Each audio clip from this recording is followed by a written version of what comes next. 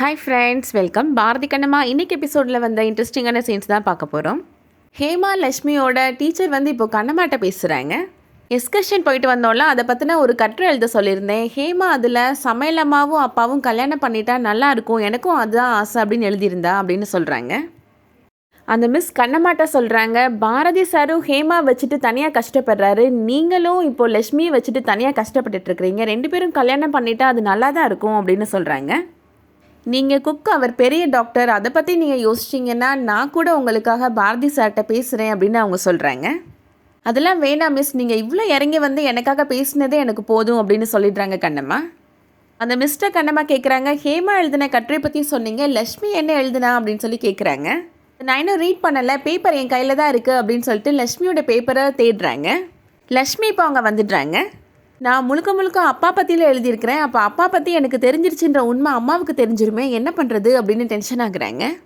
இப்போ கரெக்டாக இன்னொரு மிஸ் அந்த மிஸ்ட்டை சொல்கிறாங்க, உங்களை பிரின்ஸிபல் சார் வர சொன்னார் மேடம், உடனே வாங்க அப்படின்னு கூப்பிடுறாங்க. அதனால் அந்த மிஸ் அங்கேருந்து போயிடுறாங்க. அதுக்கப்புறம் தான் இப்போது லக்ஷ்மிக்கு நிம்மதியாக இருக்குது. அண்ணமாட்ட லக்ஷ்மி சொல்கிறாங்க, நான் உன்கிட்ட ஒரு விஷயம் கேட்கணுமா அப்படின்னு சொல்கிறாங்க. ஹேமாவோட அம்மா யாருமா? எனக்கு அப்பா இருக்கிற மாதிரி ஹேமாவுக்கும் அம்மா இருப்பாங்கல்ல, என்னோட அப்பா என்னை பார்க்க வராத மாதிரி ஹேமாவோட அம்மாவும் அவளை பார்க்க வரலையா அப்படின்னு கேட்குறாங்க. ஹேமா அம்மாவை நீ பார்த்துருக்கிறியாம்மா, அவங்க யாருமா அப்படின்னு கேள்வி மேலே கேள்வி கேட்டுகிட்டே இருக்கிறாங்க. ஹேமா அம்மா யாருன்னு எனக்கு தெரியாது லக்ஷ்மி அப்படின்னு கண்ணம்மா போய் சொல்லிடுறாங்க. லக்ஷ்மி மனசில் நினைக்கிறாங்க, அப்பாவை நான் எப்படி தேடி கண்டுபிடிச்சேனோ அதே மாதிரி ஹேமாவோட அம்மாவை தேடி கண்டுபிடிக்க வேண்டியது என்னோட பொறுப்பு அப்படின்னு நினைக்கிறாங்க. அடுத்ததான் வெண்பா வீட்டில் நடக்கிறத காமிக்கிறாங்க. அங்கே ஒரு ஜோசியக்காரர் வந்திருக்கிறாரு. வெண்பா ஜாதகத்தை பார்த்து இப்போ என்ன நடக்க போகுது அப்படின்றத சொல்கிறாரு.